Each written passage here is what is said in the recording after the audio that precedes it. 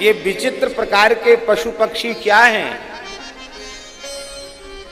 बोले ये भगवान की कारीगरी है, ये उनका रचना कौशल है। बरसात के समय में सैकड़ों प्रकार की तितलियां पैदा हो जाती हैं। सबके पंखों पर अलग अलग चित्रकारी, कोई फैक्ट्री कोई कारखाना उनके पंखों पर छपाई का दिखाई नहीं पड़ता, कोई कलर और ब्रश हाथ में लेकर पेंटिंग करता हुआ दिखाई नहीं पड़ता, और एक एक तितली के पंख पर कैसी चित्रकारी की है। और आश्चर्य की बात तो यह है कि वो जो चित्रकारी है, जो रंग है, तितली को आप पकड़ लो उसका पंख, तो उसका रंग उंगली में छप जाता है, रंग लग जाता है। और वैसे कितनी बरसात हो जाए वो रंग बहता नहीं, रंग धुलता नहीं। आप उंगली से छूजिए तो रंग उंगली में लग जाएगा।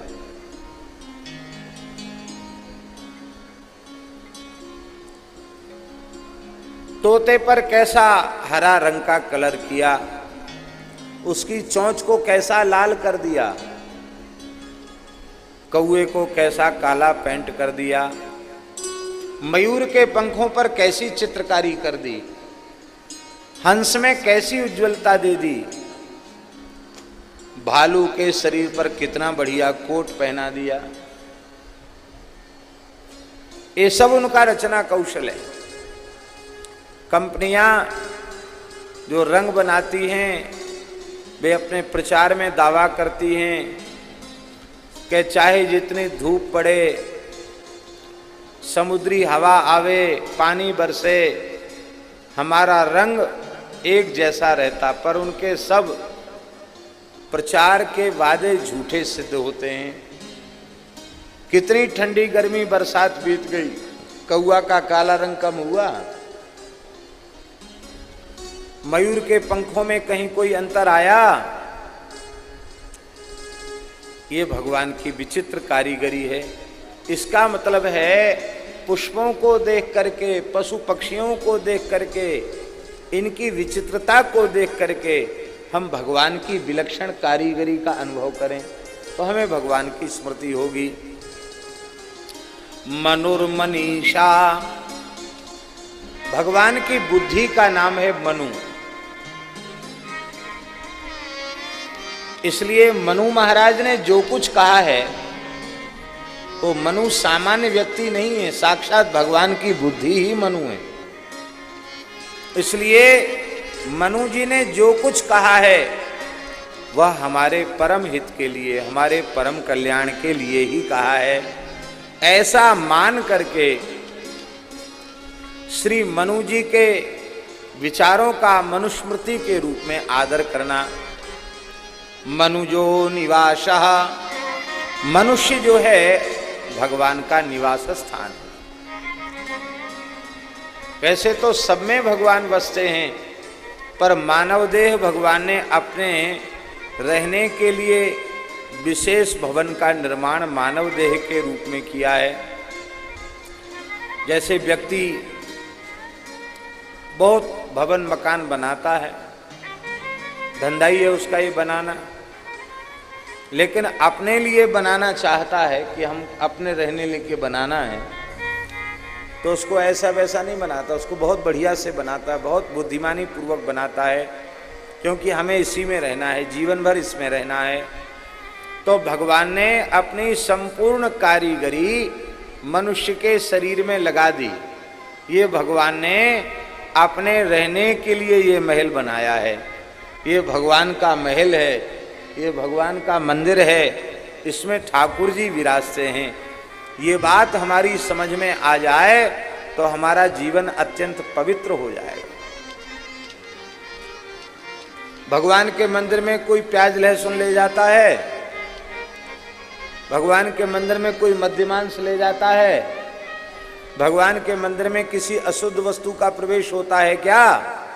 नहीं होता है।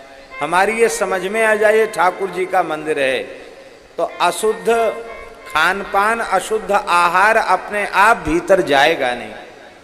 जो भगवान को भोग लग सकता है वही भीतर जाएगा। यह भगवान का मंदिर है, इसको कामाग्नि क्रोधाग्नि से जलाना नहीं चाहिए, क्योंकि ये भवन जलेगा तो इस भवन में निवास करने वाले भगवान को कष्ट होगा।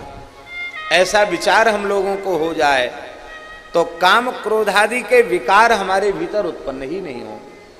हम भला ऐसा कोई कार्य क्यों करेंगे जिससे हमारे हृदय बिहारी को कष्ट हो। शंकर जी ने विष को अपने कंठ में क्यों रोक लिया?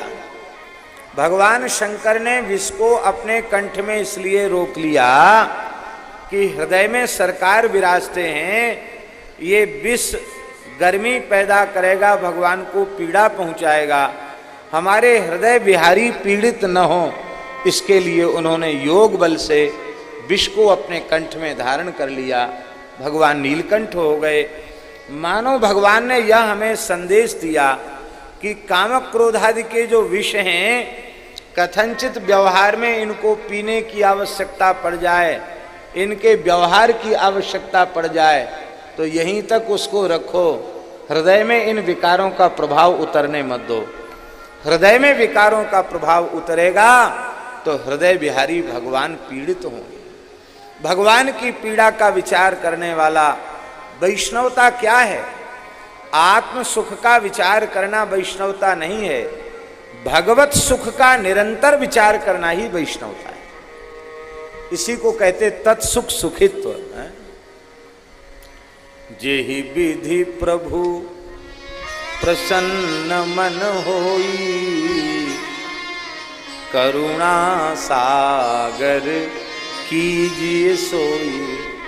हे नाथ, आपका मन जैसे प्रसन्न हो आप वैसा ही करें, आप करुणा के समुद्र हैं।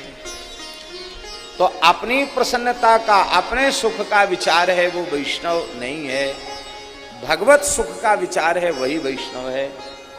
और हम भगवत सुख का विचार करेंगे तो हमारे जीवन में निर्मलता अपने आप आ जाएगी, हमारे जीवन में निर्विकारता अपने आप आ जाएगी, हमारे संस्कार अपने आप पवित्र हो जाएंगे।